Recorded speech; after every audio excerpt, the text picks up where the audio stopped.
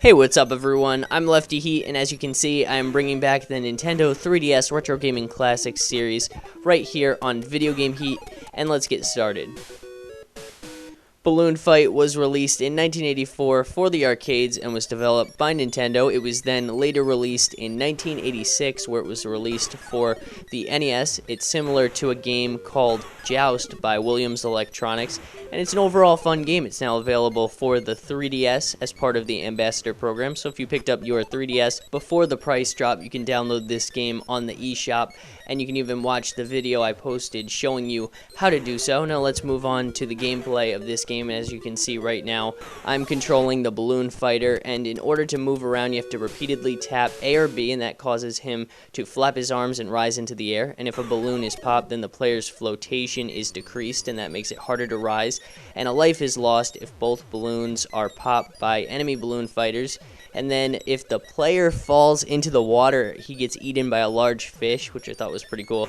And then you can also get hit by lightning in this game.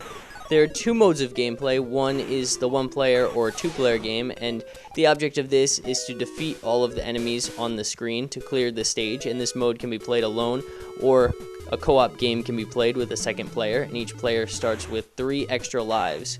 The other game you can play on this is Balloon Trip, and this is a single-player game where the goal is to avoid the lightning sparks and collect the balloons, aiming to move up the ranks and compete for a high score. And in this game type, you are only allowed to have 1 life.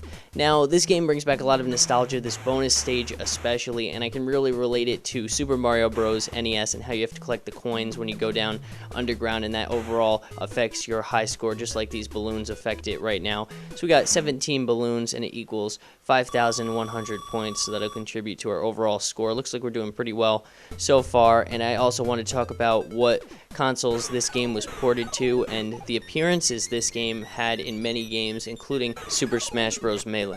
Balloon Fighter and Flipper trophies were unlockables in Smash Bros. And the Flipper is also a usable item, replacing the bumper from the previous Super Smash Bros. Game. And then the Balloon Fighter was considered for a playable role during the development of Super Smash Bros. Melee, but the Ice Climbers were chosen instead.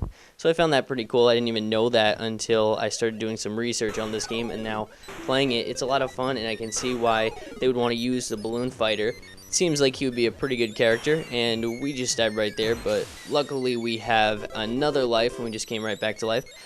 Now, this game was also featured in Animal Crossing for the GameCube, and you could play the full game on Animal Crossing, and there was even a sequel produced called Balloon Kid. It was released in October of 1990 in North America. It expands on the game's roots and revamped it into a full platforming adventure. Sounds pretty cool. I'll have to check that out sometime. One thing I also noticed is that they used a bunch of Balloon Fight minigames in WarioWare Inc. So what I'm trying to say is in WarioWare they had 9-volt games and they based them on Balloon Fight, which I thought was cool.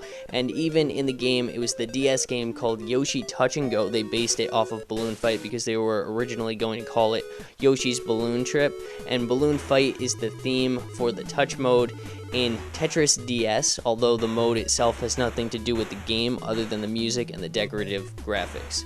So just a little history info on Tetris, Yoshi Touch and Go, and WarioWare using Balloon Fight. And then now talking about Club Nintendo, because I know they were giving away the Legend of Zelda Ocarina of Time CD. There are a bunch of Mario posters. You can get the giant AR card right now. Let's talk about Club Nintendo. And back in 2007, Club Nintendo released Tingle's Balloon Fight. This is a game that features Tingle, the Nintendo character who originated from the Legend of Zelda series. He's that weird green guy that's always riding on a balloon, and you try to shoot like your bow and arrow at him, or you try to shoot him with your slingshot. And this game included the original Balloon Fight mode and also an additional mode titled Balloon Trip, where Tingle attempts to cross the ocean in a balloon. I thought it was pretty cool how they incorporated The Legend of Zelda into Balloon Fight. And now let's move on. Would I give this game a thumbs up or thumbs down? I'm going to have to go with thumbs up. It's just a classic game, brings back a lot of nostalgia. I love how it's very basic, yet you could play this game for hours, and I'm even considering playing it in a live stream. Let me know your thoughts in the comments, and thanks again for supporting Video Game Heat. I will see you guys next time. Be sure to select a new video to watch and check out all 10 NES games.